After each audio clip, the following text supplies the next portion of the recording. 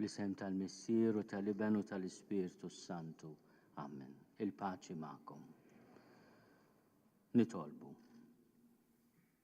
U Alla, inti taf xem f'qalb il-bniedem u tara fil-femiet tiegħu kollha. U xejn ma hu moħbi għalik. Sawwab l-Ispirtu Santu fuqna il-koll. Ġeddet fina il-qawwa tal-Ispirtu tiegħek. Biex maqudin ħaġa waħda mal-Knisja naqduk b'qalbna kollha, b'qalb safja u b'intenzjoni retta. Bibnek Ġesu Kristu Sidna li Alla u miegħek jgħixu jsaltan fl-imkien mal-Ispirtu Santu għal dejjem ta' dejjem.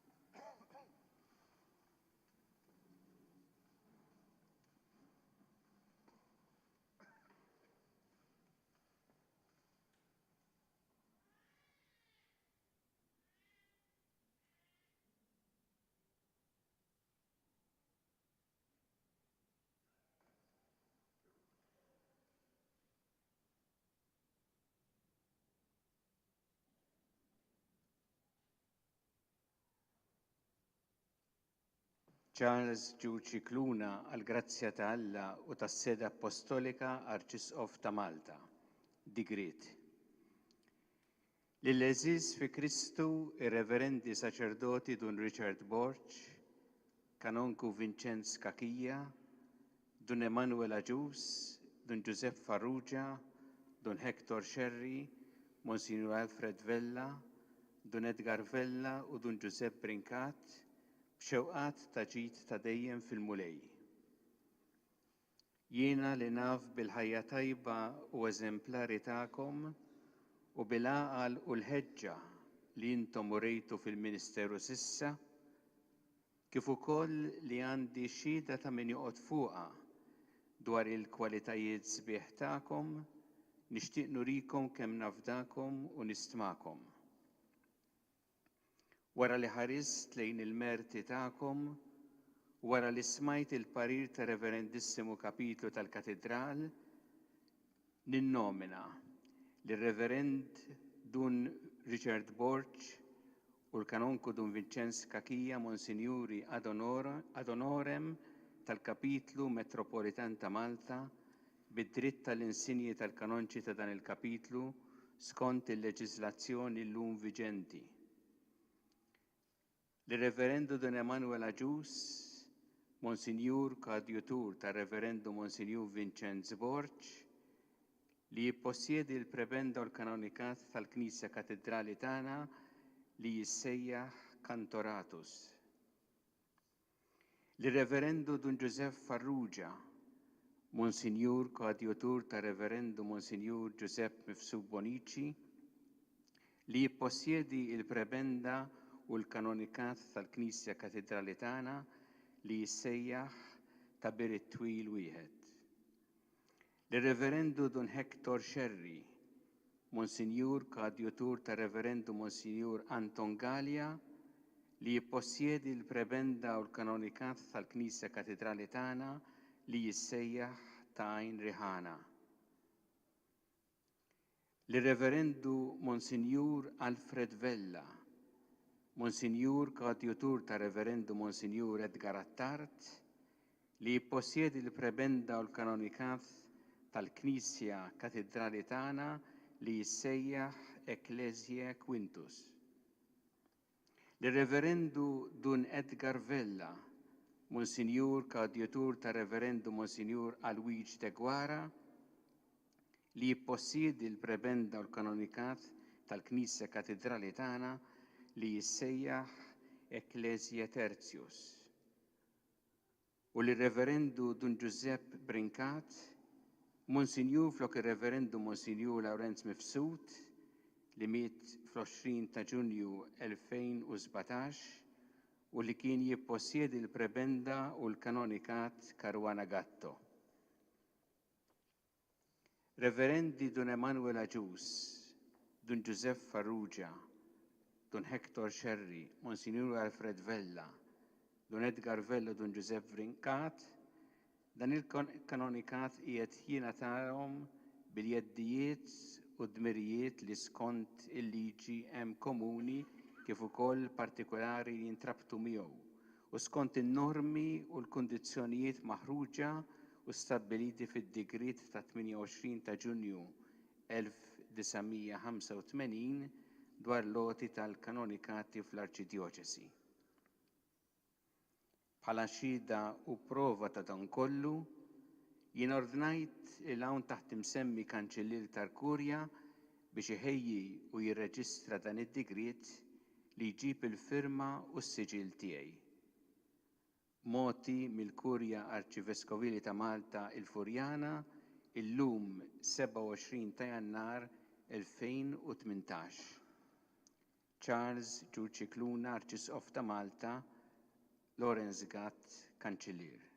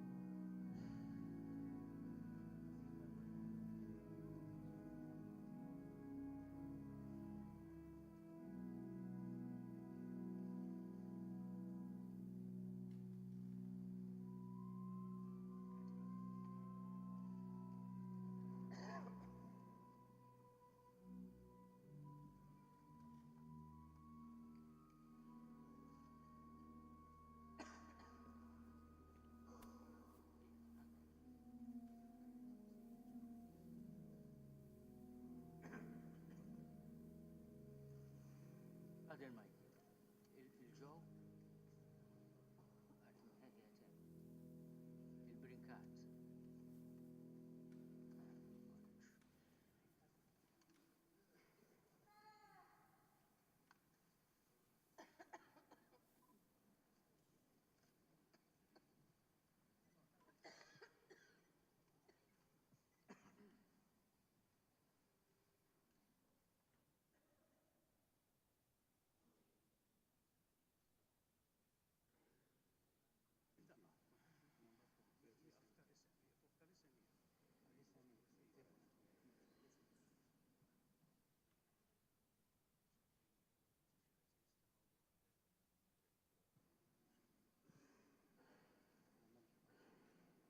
Ian, sacerdot, Don Emanuel Aġus, Don Giuseppe Farrugia, Don Hector Sherry, Don Alfred Vella, Don Edgar Vella, Don Giuseppe Brincat,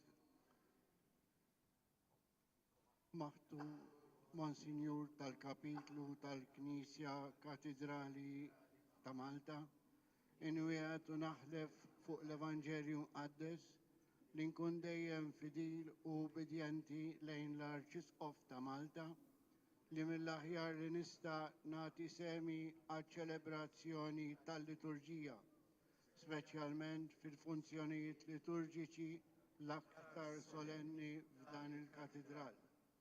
Li bl-attenzjoni u r-reqqa inħares l-istatuti u drawit leġittimi u ta' min ifaħħarhom ta' dan il-kapitlu. Li b'fedeltà sħiħa inħares u jekk ikun meħtieġ niddefendi d-drittijiet, id-dmirijiet, l-uffiċċji u l-privileġġi ta' dan il-katedral kif stabbiliti mill-liġijiet universali jew partikolari tal-Knisja jew mill-istatuti tal-Kapitlu approvati mill-awtorità leġittima tal-Knisja kif ukoll l-obbligi, il-privileġġi u l-uffiċċji leġittimi ta' kanonku u l-inħares il-proprjetà tal-massa komuni tal-Kapitlu stess liġijiet universali u partikolari tal-Knisja li jkunu fis-seħħ minn żmien għal żmien. Hekk Alla jgħinni u dan l-Evanġelju Mqaddes ta' Kristu Sidna.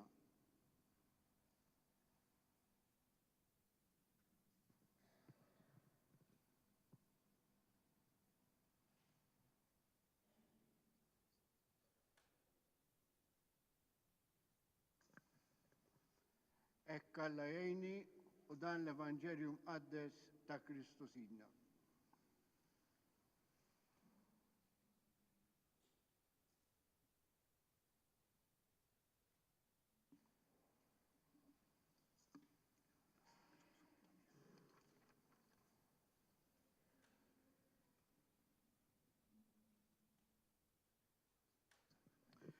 Ekk Alla jgħinni u dan l-Evanġelu Mqaddes ta' Kristu Sidna.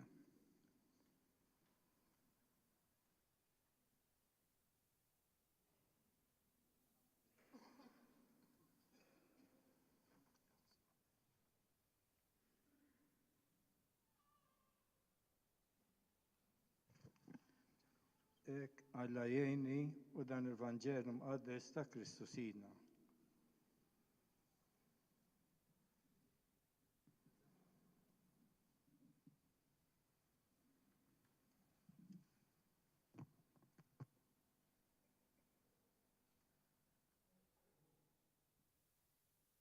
Ekk Alla jgħinni u dan l-Evanġelju Mqaddes ta' Kristu Sidna.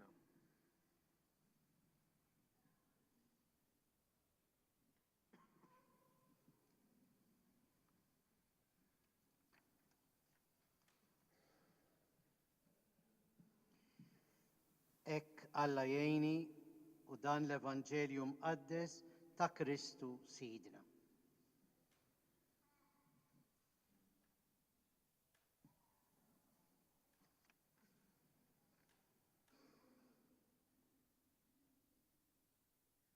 Ekk Alla jgħinni u dan l-Evanġelju Mqaddes ta' Kristu Sidna.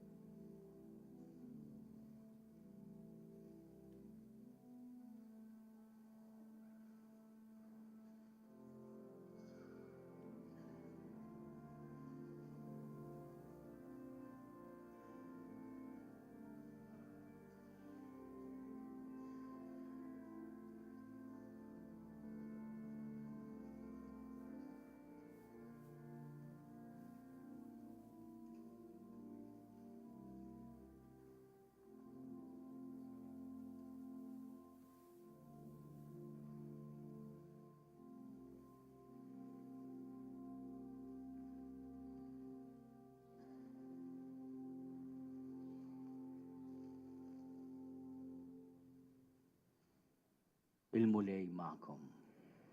نباركوا للمولاي.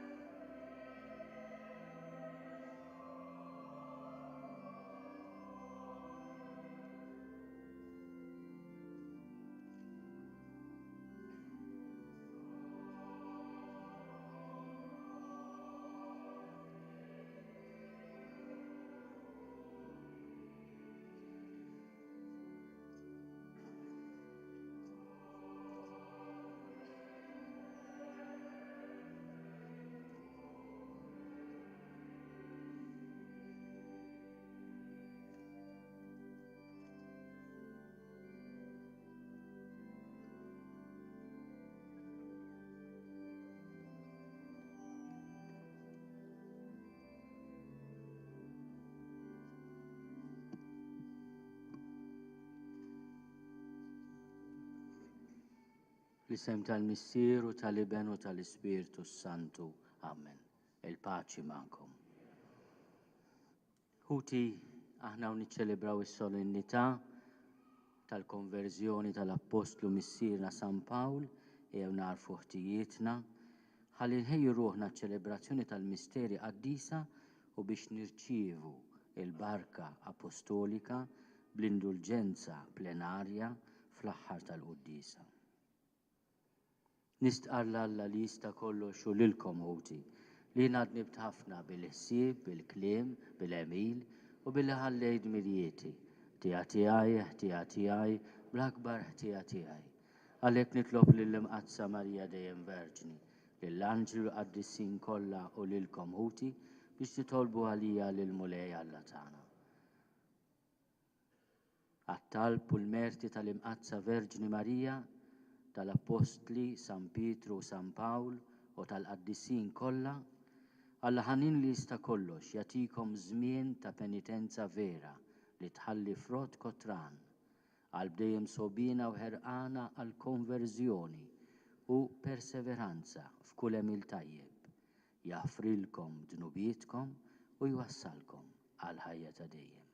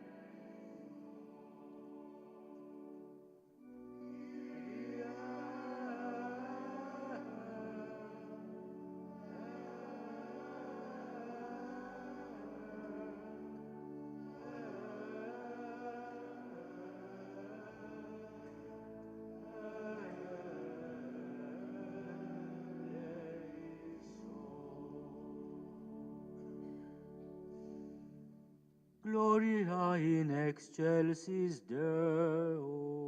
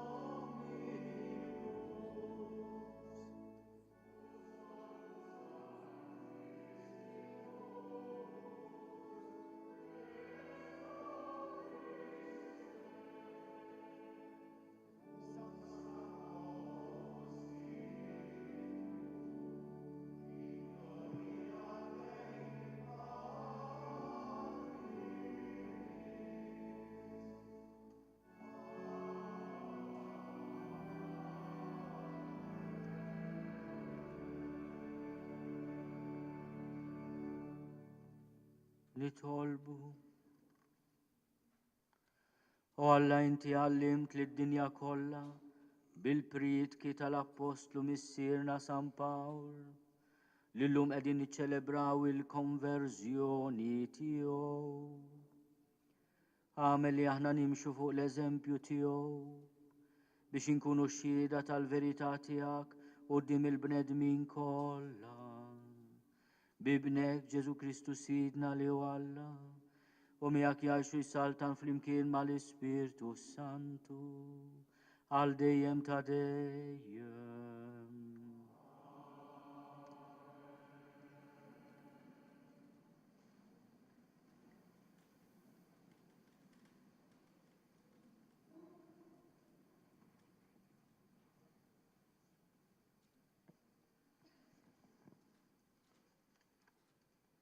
Qari mill-ktieb tal-Atti tal-Apostli.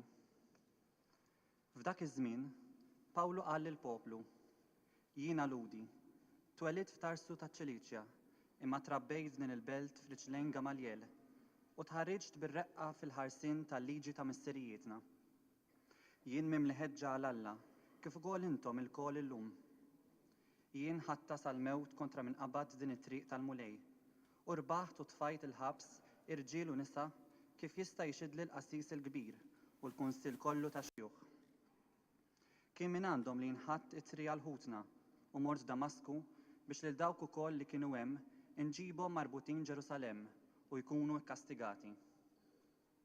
Imma jien u sejjer kif kont qrib Damasku, f'daqqa waħda għal ħabta ta' nofsinhar, dawl kbir mis-sema idda madwari. Waqajt mal-art u smajt leħen jgħidli: Sawl, Sawl, għaliex qiegħed tippersegwitani? Jien weġibt: Min int mulej? U hu qalli: Jiena Ġesu ta' Nażaret li int qiegħed tippersegwitah. Dawk li kienu miegħi raw id-dawl imma ma semgħux il-leħen ta' min kien ikellimni. Imbagħad jien għedt: X'għandi nagħmel mulej? U l-mulej qalli: Qum u mur Damasku. Hemm jgħidulek kull ma għandek tagħmel. Billi ma stajtx nara minħabba d-dija ta' dak id-dawl, mexxewni minn idi dawk li kienu miegħi. U hekk wasalt Damasku. Hemmhekk kien hemm wieħed raġel jismu Ħananija, raġel sewwa skont il-liġi, li kellu fama tajba mal-lut kollha li kienu joqogħdu hemm. Ġie għandi, resaq fuqi u qalli: Sawl ħija, ħu d-dawl. Dak il-ħin stess bdejt nara u nħares lejh. Imbagħad hu qalli: Alla ta' misserijietna għażlek biex taraf ir-rieda tiegħu. Tara lil dak li hu l-ġust u tisimgħu ikellmek b'fommu stess. Għax int għad trid tixhed għalih quddiem il-bnedmin kollha fuq dak li rajt u smajt. U issa x'int tistenna? Qum, tagħmmed u nħall minn dnubitek, int u ssejjaħ ismi. Il-kelma tal-mulej. Salm responsorjali. Morru fid-dinja kollha xandru l-bxara t-tajba. Morru fid-dinja kollha xandru l-bxara t-tajba. Faħru l-mulej ġnus kollha, sebħuh popli kollha. Morru fid-dinja kollha xandru l-bxara t-tajba. Għaliex qawwija l-grazzja tiegħu għalina, il-fedeltà tal-mulej tibqa' għal dejjem. Morru fid-dinja kollha xandru l-bxara t-tajba.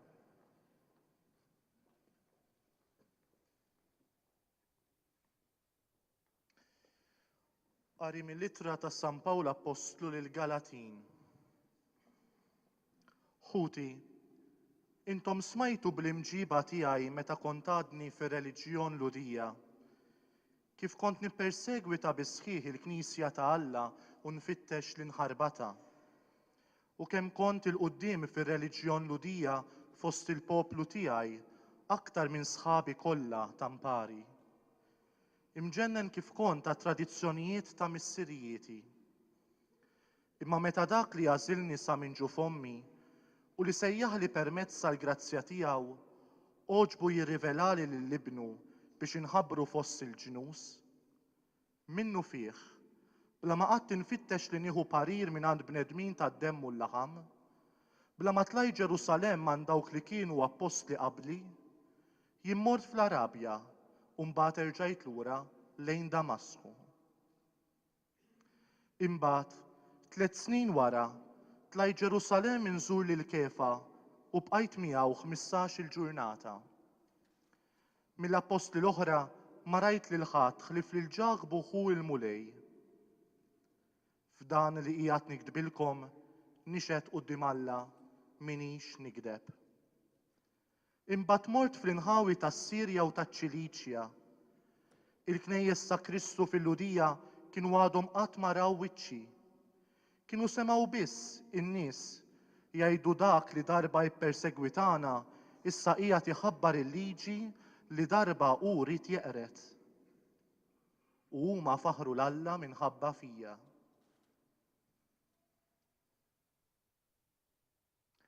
Il-kelma tal-mulej.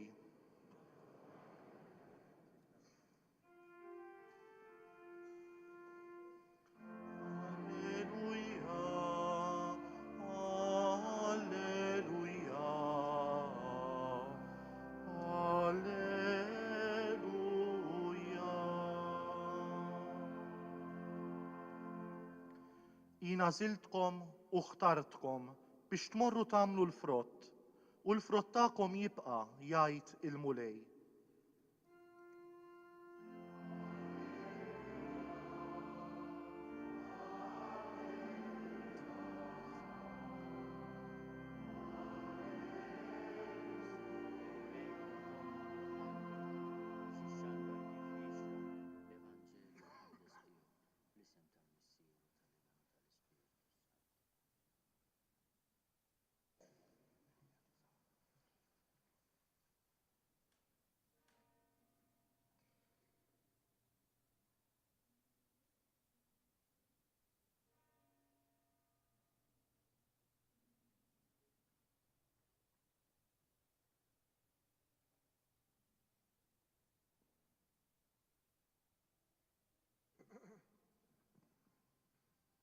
Il-mulej magħkom.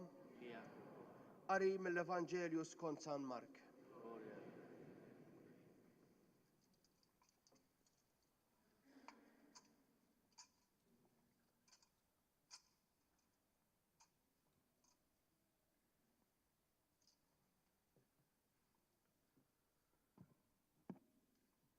F'dak iż-żmien Ġesu wara ruħu lil-11 qalilhom morru fid-dinja kollha, xandru l-Evanġelju lil-ħolqien kollu.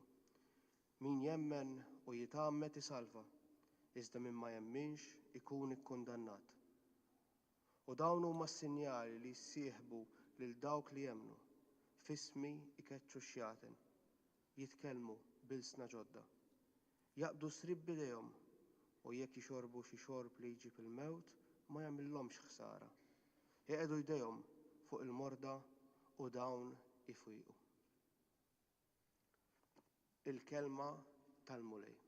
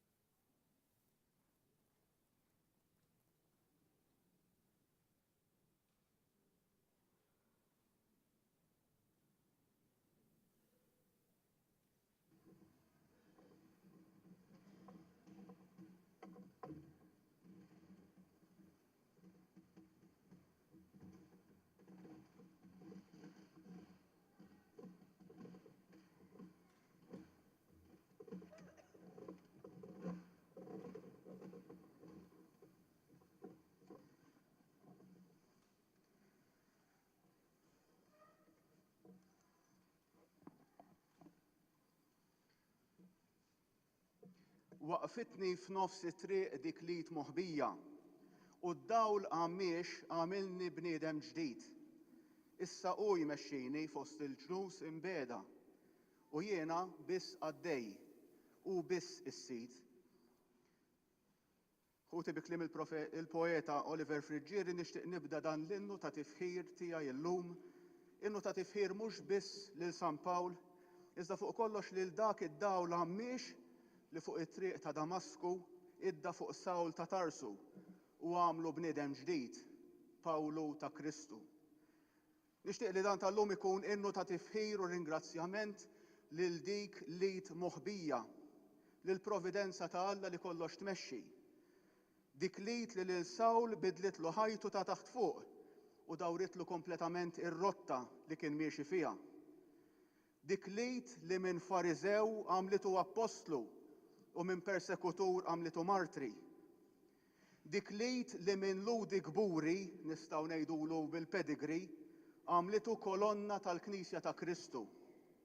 Dik lit divina li mbuttatu biex ixandar bla waqfien u bla mistrieħ il-kelma ta' Alla tul distanzi enormi li anke llum il-ġurnata bit-teknoloġija kollha li għandna diffiċli nifhmu kif bniedem wieħed jista' jagħmilhom. Dik lit divina li waslitu sabiex jipriedka quddiem sinagogi, gvernaturi u slaten mingħajr ma jibża mill-frosta, mit-tħaġġir, mill-ħabs, mill-larqa u mill-mewt. Dik lit li fi triqtu lejn Ruma sabiex jagħti l-aqwa xhieda waslitu saħansitra fuq xtutna sabiex l-istess ħuġġiġa ta' mħabba lejn Kristu li kellu f'qalbu jixela wkoll fi qlub missirijietna u ommijietna u fiha din il-ħuġġiġa tal-fidi jaħraq il-lifa qadima tal-paganiżmu u tal-injoranza. Imma dik storja u festa oħra. Eċċellenza Reverendissima Monsignor Charles J. Cicluna, Eċċellenza Reverendissima Nunzju Apostoliku Monsignor Alessandro Derrico, wisq referendi membri tal-Kapitlu Metropolitan, ħuti saċerdoti u reliġjużi, ħuti fil-Mamudija, devoti tal-Apostlu tal-Ġnus. U permettu li nagħmel tislima partikolari lil membri ġodda tal-Kapitlu Metropolitan, ħbib tiegħi. Għax jekk San Pawl tgħallem f'riġlejn Gamaliel u kien jiftaħar bekk, fost il-Monsinjur il-ġodda hemm xi tnejn li għalija u għal ħafna saċerdoti oħra kienu Gamaliel ukoll u ta' dan aħna grati lejkom. Ħut illum maħniex hawn sabiex bħalma nagħmlu mal-biċċa l-kbira tal-qaddisin l-oħra niċċelebraw festa waħda il-persuna, il-ħajja, il-karriera, ix-xhieda sħiħa ta' qaddis. Ninsabu hawn illum biex niċċelebraw mument partikolari fil-ħajja ta' dan il-qaddis kbir, il-konverżjoni tiegħu. U jekk qegħdin niċċelebraw mument wieħed ħuti dan huwa sinjal ta' kemm din il-ġrajja partikolari kienet kellha impatt qawwi mhux biss fuq il-ħajja ta' Pawlu, iżda wkoll fuq il-ħajja tal-Knisja kollha. Biż-żieda ta' San Pawl fost id-dixxipli u l-Apostli, ix-xandir tal-Evanġelju ingħata spinta, ingħata ħeġġa, ingħata qawwa ġdida sabiex jinxteret madwar id-dinja kollha lil kunġens u lil kull poplu. U b'mod mill-isbaħ u mill-iktar perfett fil-ħajja ta' Pawlu naraw titwettaq il-profezija l-qadima. Mal-art kollha jasal leħinhom, mad-dinja kollha jinxteret kliemhom. Iżda din il-ġrajja ħuti ta' dawl u ta' ferħ kellha għeruq tagħha fid-dlam u fid-dmija, kemm għal Pawlu u kif ukoll għall-Knisja tal-bidu. Ir-raġuni għalfejn il-Knisja tiċċelebra b'tant ferħ u b'tant ħeġġa il-konverżjoni ta' San Pawl tinsab propju fil-kruwa u fil-biża tal-eżistenza tal-Knisja qabel din il-konverżjoni. Għax jekk wara din il-ġrajja li qed infakru llum ġiet l-evanġelizzazzjoni, imma qabel il-ġrajja kien hemm il-persekuzzjoni. Biex jiddeskrivi t-terrur li kienu jgħixu fih l-insara ewlenin, San Luqa jirrakkonta fil-ktieb tal-Atti tal-Apostli u jgħid Sawl kien qiegħed jagħmel ħerba mill-Knisja. Kien jidħol minn dara l-oħra, jaqbad irġiel u nisa u jitfaħħom il-ħabs. U kif nafu u kif smajna jkompli jgħid iktar l-isfel l-Evanġelista San Luqa li Sawl kien qiegħed jeddet, kien qiegħed ukoll ġor ittri biex ikun jista' jarresta lill-insara u joħodhom marbuta Ġerusalem. Ħuti infakkarkom din mhijiex realtà ta' 2000 sena ilu biss. Xi realtà li aħna nżommu mistura fil-qalb u fil-moħħ tal-Knisja ta' żmienna. Għalkemm forsi aħna fil-ġenerazzjoni tagħna fil-punent relattivament komdu u artab ftit nafu xi ġifieri persekuzzjoni, ħutna nsara fil-Lvant Nofsani, fl-Asja, fl-Afrika, fl-Amerika t'isfel, illum il-ġurnata stess, anzi bħalissa għadhom jgħixu din l-istess biża' u din l-istess persekuzzjoni li għaddew minna id-dixxipli ewlenin. Ħutna l-insara ħuti għadhom sal-lum ibatu it-telfien tad-dinjità, tax-xogħol, tal-edukazzjoni, tal-proprjetà tagħhom, saħansitra ta' ħajjithom stess għall-isem tal-mulej. Aħna ħuti fil-punent komdu tant illaxkajna li konna nagħmlu s-surveys tal-quddies biex naraw il-pols tal-poplu tagħna fejn jinsab. Imma madwar id-dinja l-pols reliġjuż ta' ħutna jidher mhux mis-surveys jew mill-vox pops, imma mill-għadajjar ta' demm fil-knejjes li regolarment jisfaw attakkati. U fejn aħna nsibu kull skuża biex innaqsu l-prattika reliġjuża tagħna u nwaħlu fil-quddies twil u fil-priedki li ma jogħġbuniex u fil-knejjes li ma fihomx air conditioning u mit skuża oħra, l-insara ta' veru, dawk li kuljum jgħixu taħt id-del tal-martirju, ħadd wara ħadd terġa' ssibhom jemlew il-knejjes bil-ħitan u l-bankijiet għadhom imħaffrin u maħruqin mill-aħħar bomba u mill-lar ta' għada ħamra u ċċappas mill-aħħar tixrid tad-demm. Iħabbru l-mewt tiegħek mulej, ixandru bil-ferħ il-qawmin tiegħek u jistennewk sa ma tiġi fil-glorja. U din kienet ħuti x-xorti tal-insara ewlenin fis-snin wara tluħ tal-mulej Ġesu fis-sema. Kienu jafu li f'kull mument jistgħu jaqsmu x-xorti tiegħu u tassew hekk kienu qed jagħmlu. Jew ibatu l-persekuzzjoni jew inkella jitilqu għalhom it-triq, imorru fl-eżilju u anke fl-eżilju jibqgħu jippritkaw il-kelma t'Alla. Imma l-mulej ħuti bħalma fit-Testament il-qadim ma kienx nesa lill-poplu ludi u batilhom lil Mosè, l-ħutu l-insara l-mulej Ġesu jibatilhom għajnuna li ma basruwiex u ma stennewiex. Fid-dalma tal-fanatiżmu tiegħu, fid-dalma ta' twemmin tiegħu li l-opri tal-liġi setgħu isalvawh, fuq Sawl jiddi dawl kbir sabiex hu jsir simbolu ħaj tal-profezija ta' Eżajija. Il-poplu li kien miexi fid-dlam ra dawl kbir. In-nies li joqogħdu f'art id-dlam dawl idda fuqhom. U tassew ħuti jidda fuq Sawl id-dawl kbir tal-mulej. Tant idda li għamxu u għamieħ. Għalkemm il-ħin kien qrib nofsinhar kif għadna kif smajna, skont ir-rakkont ta' Pawlu stess dan id-dawl xorta kien aqwa. Ippermettuli nissellef il-kliem ta' Sant Augustin biex forsi jkollna ħiel tal-esperjenza ta' San Pawl. Jgħid dak il-qaddis kbir li l-esperjenza tal-konverżjoni tiegħu ukoll ħalliet impatt li ma bħalu fuq il-Knisja u fuq id-dinja, jgħidilna hekk. Rajt id-dawl li ma jinbidilx, mhux dak id-dawl komuni li jaraħ kulħadd, anqas ieħor bħalu aqwa minnu. Ma kienx hekk dak id-dawl imma ħaġa oħra li xejn ma għandha x'taqsam ma dawn id-dwal l-oħra kollha. Jaraf dan id-dawl min jaraf il-verità. Bir-raġġa qawwija tiegħek li xħed fuqi, inti l-qatt il-ħars dajjef tiegħi u jien trett bl-imħabba u l-biża'. U ntbaħt li kont il-bot minnek f'ximkien li ma jaqbilx miegħek. Bħal berqa inti xħed dawl tiegħek fuqi u keċċejt il-għama tiegħi. Imma ħuti qabel ma nfetħu għajnejh, Sawl kellu jagħmel l-esperjenza tad-dalma fiżika. U din id-dalma fiżika ħuti l-għama li hu kien qiegħed ibati minnha kienet simbolu ta' dlam spiritwali li hu kien qiegħed fih qabel ara fil-Kristu. Qabel jerġa' jara d-dawl, Sawl irid jerġa' jagħmel katekumenat, qasir imma intensiv fid-dlam. Ħuti hu li kien terraq mijiet ta' mili biex jippersegwita lill-insara.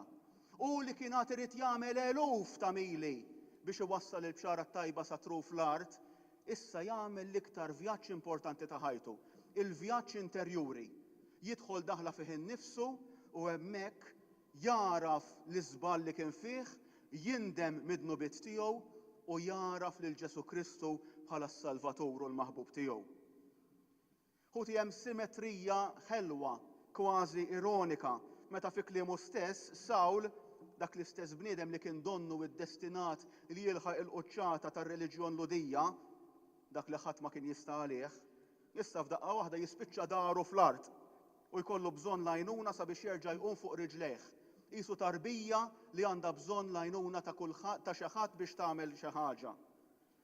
Mill-esperjenza tas-supervja u tkabbir ta' min kien jemmen li huwa ġustifikat bl-opri tal-liġi, Sawl issa jagħmel l-esperjenza tal-umiltà l-iktar estrema.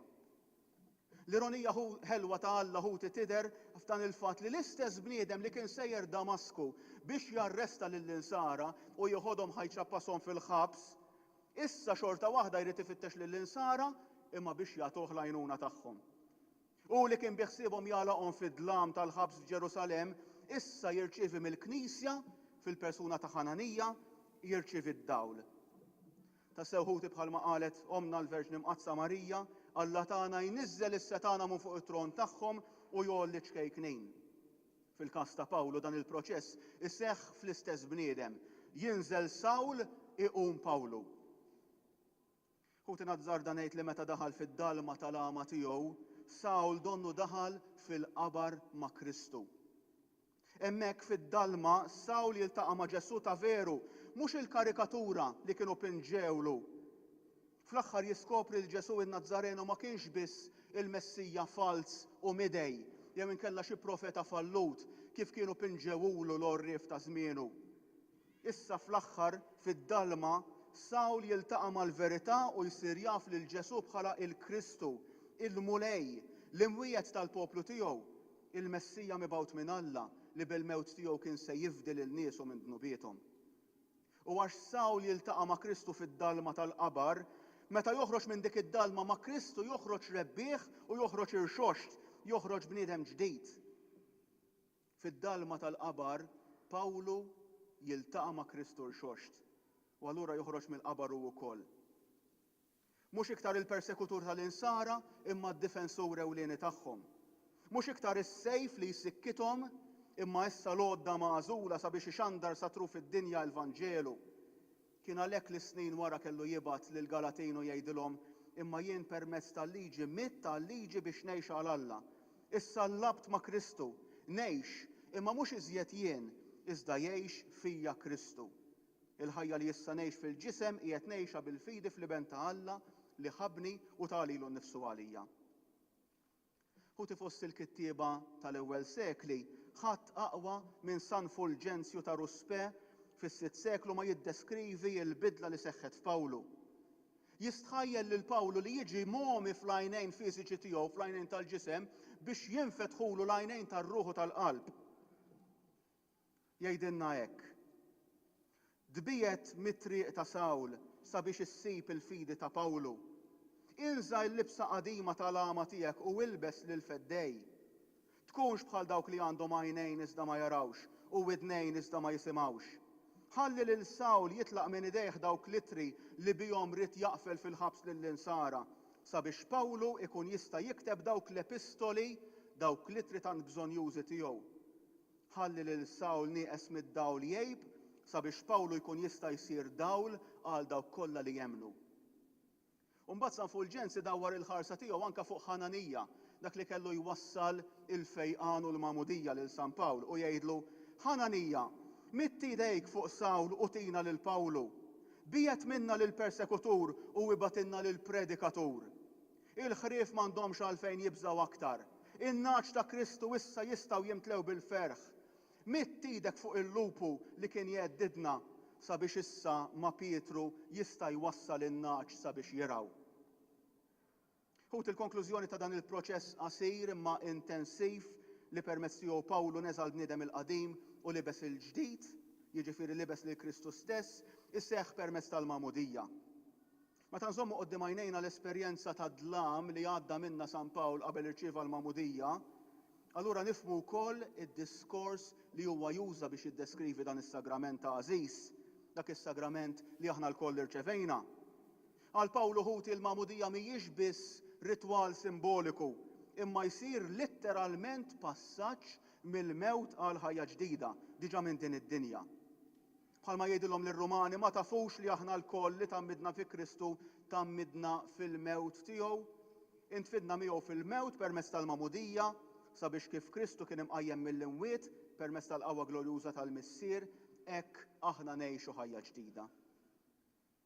Għalhekk ħuti għal Pawlu is-snin li kien fadallu f'din id-dinja wara l-konversjoni tiegħu, dawk it-toroq kollha li huwa terraq fihom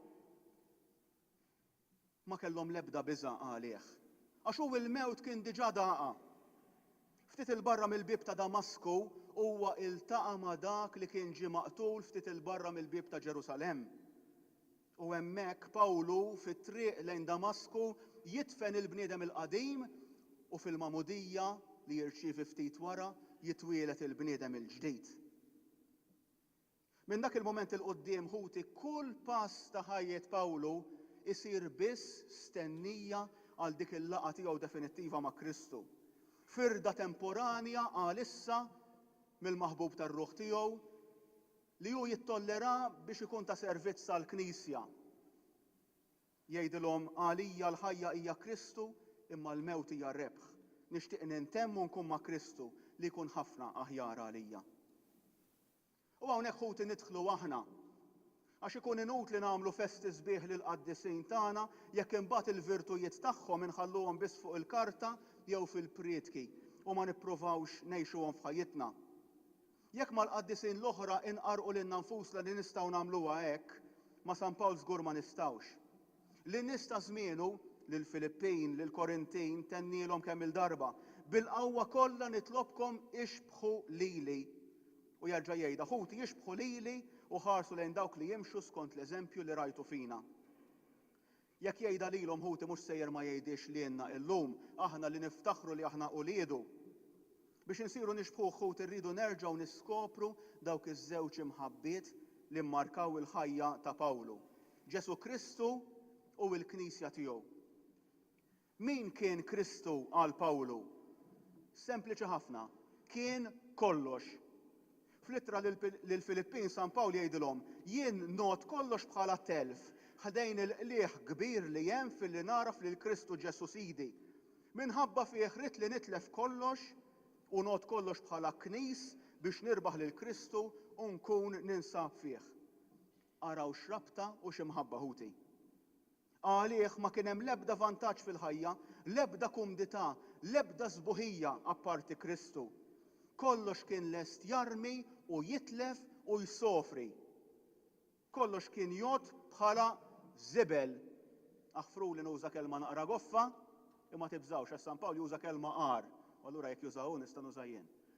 Kollox kien jgħod bħala żibel ħdejn il-gwadan kbir li jkun ta' Kristu u ma' Kristu.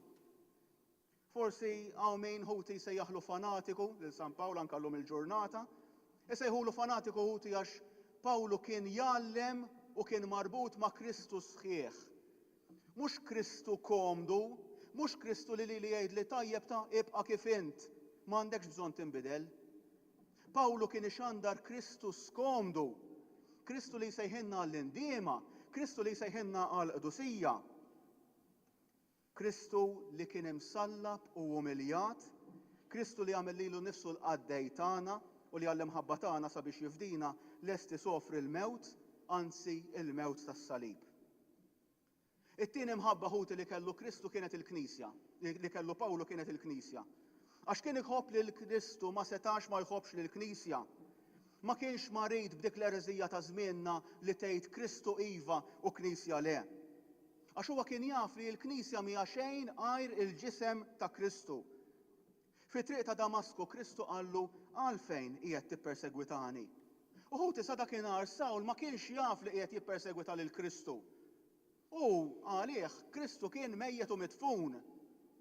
U għalih kien qiegħed jippersegwita din is-setta tal-insara, setta falsa.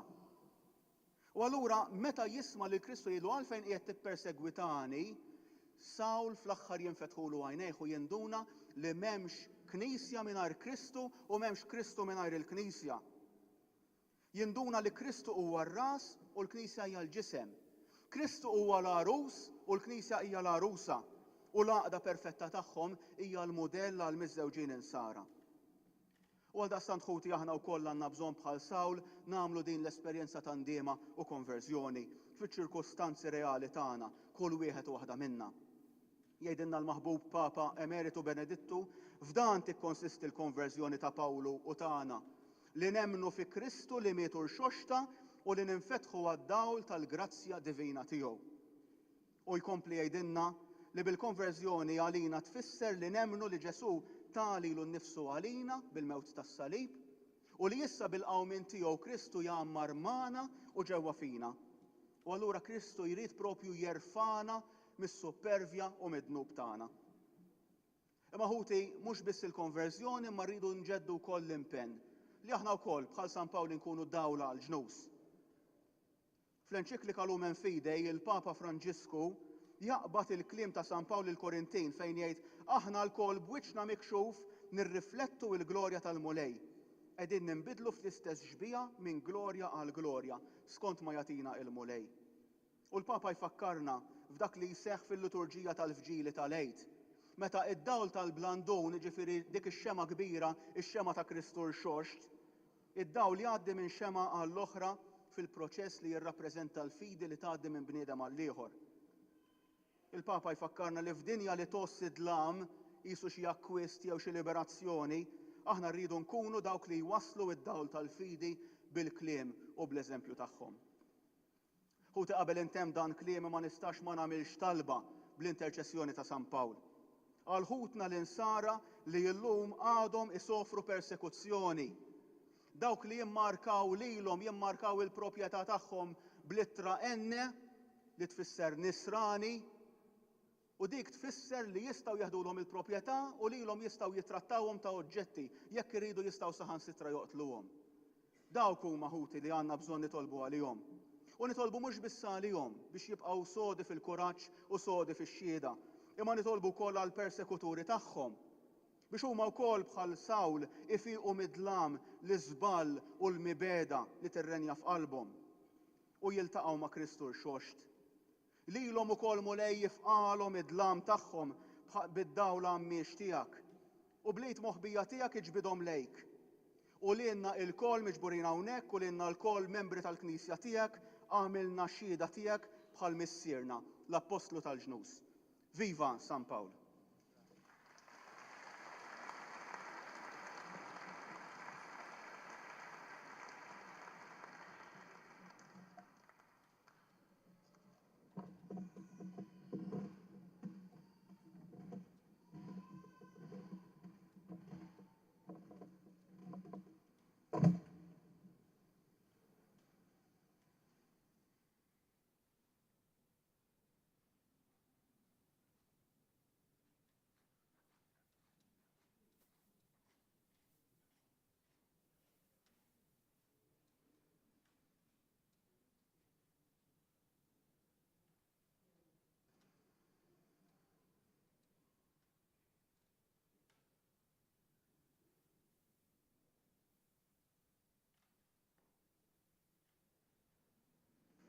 Jina nemmen f'Alla wieħed il-missier li jista' kollox li ħalaq is-sema u l-art, dak kollu li jidher u dak li ma jidirx. U f'mulej wieħed Ġesu Kristu iben waħdini ta' Alla, imnissel minn missier qabel kull żmien.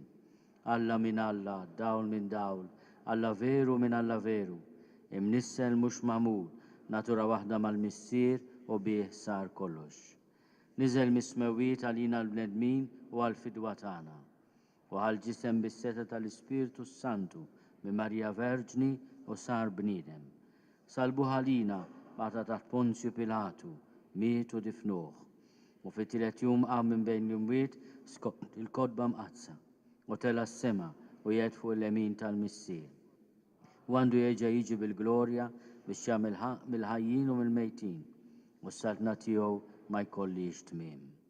U fl-Ispiritu Santu mulej li jagħti l-ħajja li ġej mill-missier u mill-liben. Jum mweġġa flimkien mal-missier u mal-liben u li tkellem f'hom il-profeti. U fi Knisja waħda qaddisa Kattolika Apostolika nistqarma mudija waħda l-maħfra ta' dnubiet u nistenna l-qawma mill-imwiet u l-ħajja ta' żmien li ġej. Amen. Aħna nifirħu l-lum fil-mulej għalli xoġbu jissejja fit-triq ta' Damasku lil-missierna San Pawl biex jagħmlu għodda maħtura fideħ ħajwassal ismu lil-ġnus. Nitolbuh bil-ħerqa kollha biex il-bxara tajba tiegħu tasal satru fl-art kollha. Missier, dawwal bid-dija tad-dawl tiegħek lill-Knisja biex twassal bla mittiefes it-talim u waslilna ibnek lill-bnedmin. Nitolbu. Ismana nitolbuk mulej. Missier, għamel il-ġnus kollha tad-dinja jilqgħu bil-ferħ il-kelma tiegħek kif imliet bil-ferħ lilna lil-qajna minant missierna San Pawl. Nitolbu. Ismana nitolbuk mulej. Missier, birek il-familji kollha tagħna biex jissaħħu dejjem iżjed fuq it-talim tal-Apostli. Nitolbu. Ismana nitolbuk mulej. Missier, għamel li aħna lilqajna l-kelma tiegħek minn fom l-Apostlu tal-ġnus nibqgħu dejjem fidili għas-sejħa biex dejjem nemmnu fik u nistqarruk. Nitolbu. Ismana nitolbuk mulej. Missier, għejn lil dawk li m'għandhomx jemmnu jew ma jgħixux il-fidi tagħhom biex mill-ġdid iduqu l-ħlewwa tal-fiduċja fik u jerġgħu lura fi ħdanek. Nitolbu. Ismana nitolbuk mulej. Missier, qawwina bil-grazzja tiegħek biex inkunu dejjem xhieda tal-Evanġelju fid-dinja minkejja t-tiġrib li niltaqgħu miegħu. Nitolbu. Ismana nitolbuk. Missier bġieħ il-ħidma u tħabbrik fostna ta' San Pawl, għatila li ma niċdu qatt il-fidi ngħixuha kif tixtieqna inti u ngħadduha bla mittiefsa lil uliedna bi Kristu Sidna.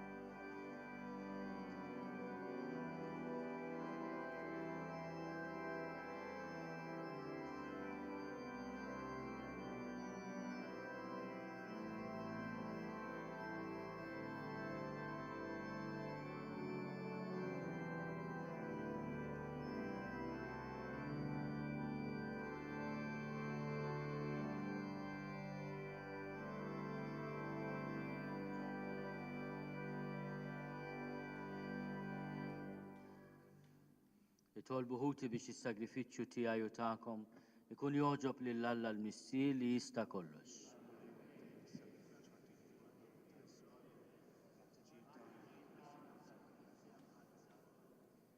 Għatina l-grazzja mulej li aħna nofrulek is-sagrifiċċju tal-fidwa, l-Ispirtu Santu jimlina b'dak id-dawl tal-fidi li bih dejjem dawwa lill-Apostlu missierna San Pawl biex ixandar il-glorja tiegħek bi Kristu Sidna.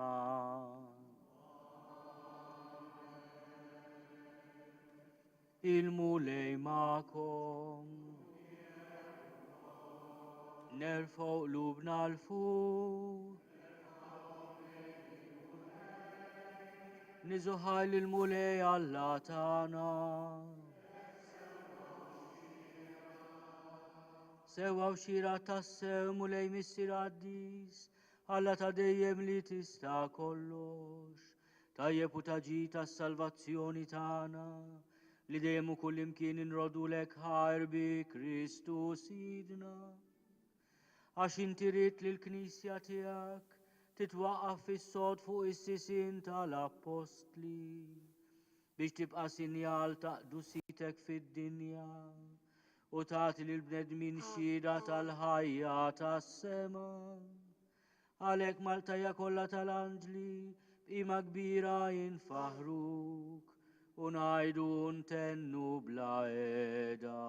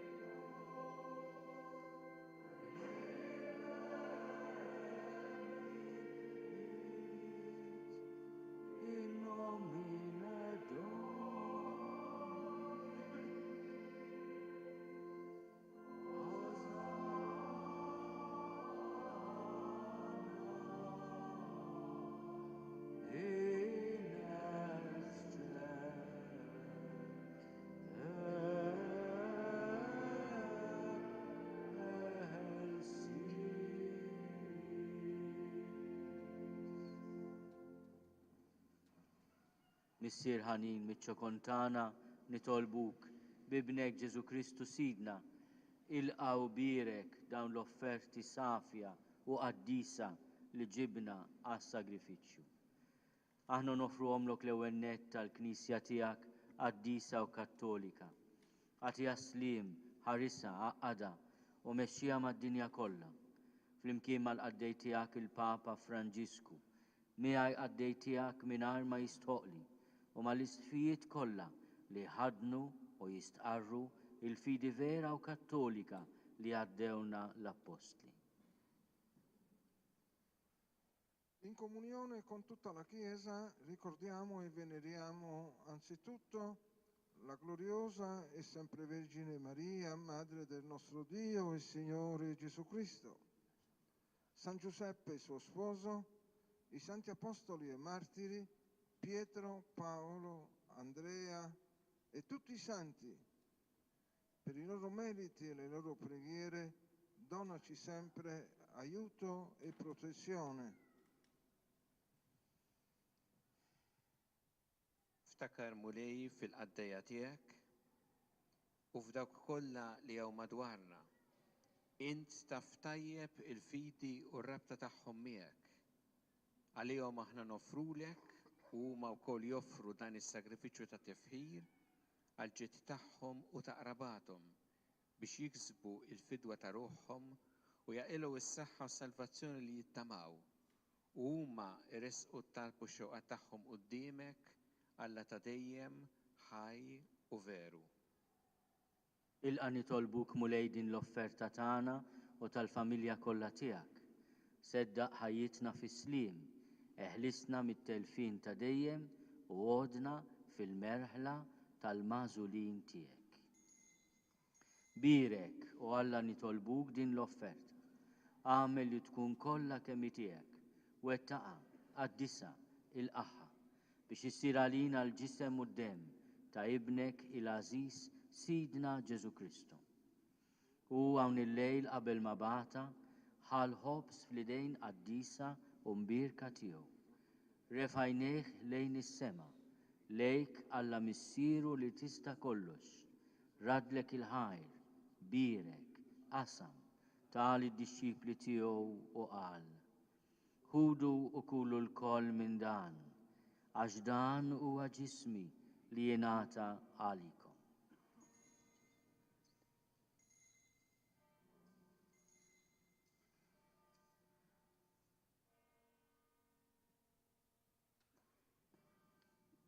Hekk ukoll wara l-ikla ħadan il-kalċi Aziz fl-idejn qaddisa u mbirka tiegħu. Reġa' ratt il-ħajr, birek, tal id-disċipli tiegħu u qal. Ħudu u ixorbu minnu l-koll, għax dan huwa l-kalċi ta' demmi tal-patt il-ġdid li jibqa' għal dejjem. Id-dem li jixxerret għalikom u għal bnedmin kollha għal maħfra ta' dnubiet. Għamlu dan b'tifkira tiegħi.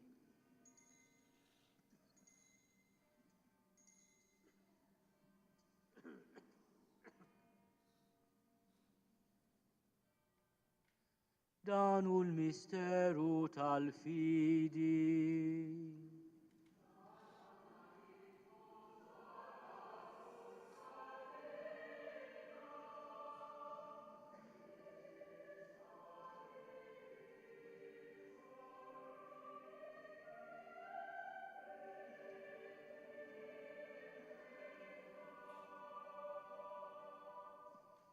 Għalhekk mulej aħna ministri tiegħek u l-poplu qaddis tiegħek. Aħna u nagħmlu dan tifkira tal-passjoni mqazza tal-istess ibnek Ġesu Kristu Sidna, tal-qawmin tiegħu mill-imwiet u tatluh glorjus tiegħu fis-sema. Nofru lis-seb tiegħek bla tarf mill-ġid li inti stess tajtna, vittma safja, qaddisa bla teba, il-ħobs qaddis tal-ħajja ta' dejjem u l-kalċi tas-salvazzjoni bla tmiem. Ixħed fuqhom ħarsa ta' tjiba u sliem. Ilqaħħom bħalma oġbok tilqa' l-offerti tal-qaddej ġus tiegħek Abel, is-sagrifiċċju ta' missierna Abraham u s-sagrifiċċju li offrilek il-qassis il-kbir tiegħek Melkisedek, sagrifiċċju qaddis, vittma bla teba. Fiċ-ċokon tagħna nitolbuk Alla li tista' kollox, għamel li l-anġlu qaddis tiegħek iwassalhom quddiem l-artal tiegħek fis-sema biex aħna l-koll li nieħdu semna mill-altar u nitqarbnu bil-ġisem u d-demm imqaddes ta' ibnek nimtlew b'kull barka u grazzja tas-sema. Ftakar ukoll mulej fil-qaddejja tiegħek illi telqu qabilna bis-sinjal tal-fidi li ħadu fil-mamudija u qegħdin jistrieħu fir-raqda tas-sliem.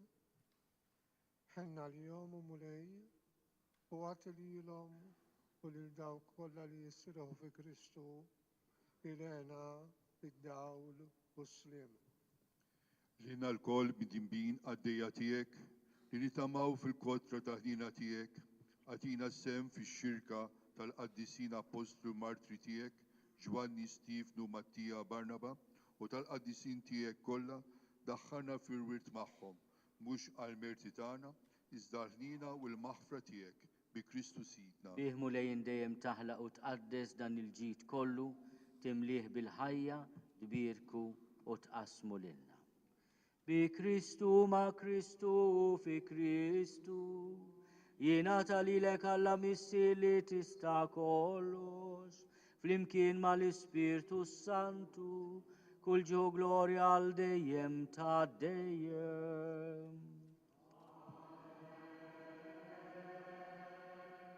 Ejjew nitolbu, kif għallimna u ridna nagħmlu li bentalla għas-salvazzjoni tagħna. Missierna li inti fis-smawiet jitqaddes ismek, tiġi saltnatek, ikun li trid int kif is-sema hekk fl-art.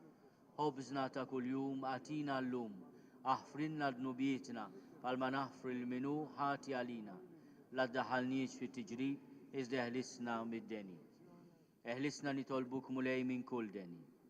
Għatina fit-tieb ħnina tiegħek il-paċi fi żmienna biex inkunu ħielsa dejjem mid-dnub u mħarsa minn kull inkwiet.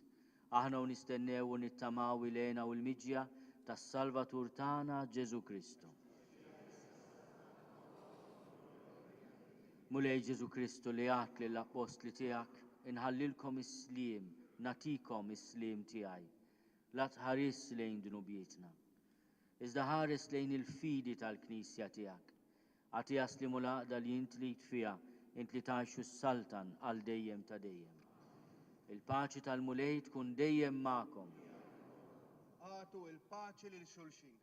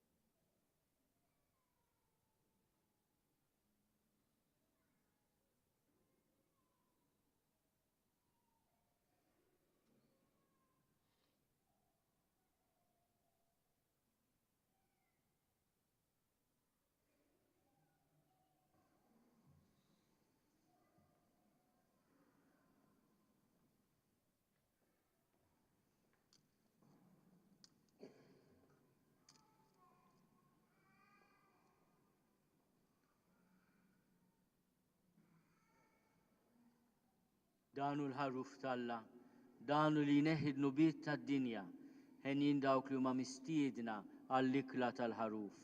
Mulej ma jistoqlix li tidħol taħt is-saqaf tiegħi, iżda biss kelma waħda u ruħi tkun infejqa.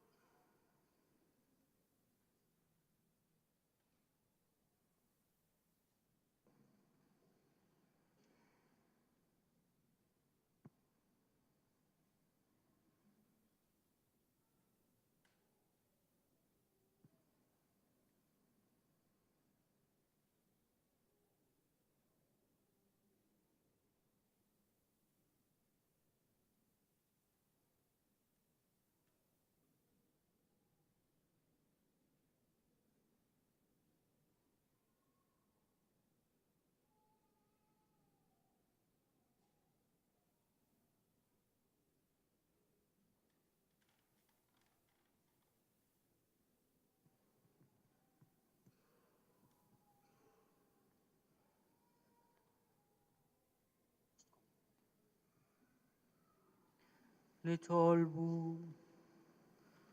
Mulej Alla tagħna bis-saħħa ta' tqarbina mqazza li għamilna, ħeġġiġna b'dak in-nar ta' mħabba li bih kebbist lill-Apostlu missierna San Pawl fil-ħsieb u l-ħerqa tiegħu għall-knejjes kollha bi Kristu Sidna.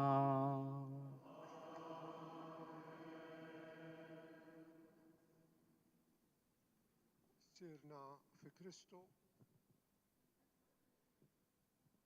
Missierna fi Kristu. L-Artisqof Ċikluna, għal-grazzja tal-Alla u tas-Sedja Apostolika, Artisqof tal-Knisja Qaddisa li f'Malta, fisem il-Qdusija tiegħu il-Papa, jagħti lil kull min jinsab hawn preżenti li hu niedem u u tqarben il-barka apostolika bl-indulġenza plenarja.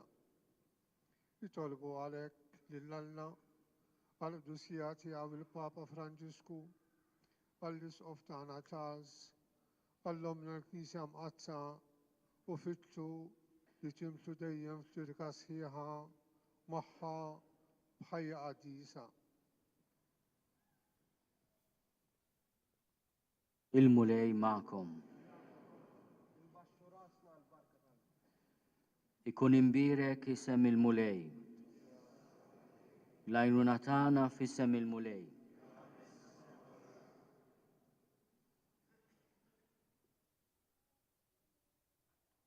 Bl-interċessjoni tal-Apostli San Pietru u San Pawl, iberikkom Alla li jista' kollox, il-Missier u l-Iben u l-Ispirtu Santu. Morru fil-paċi ta' Kristu.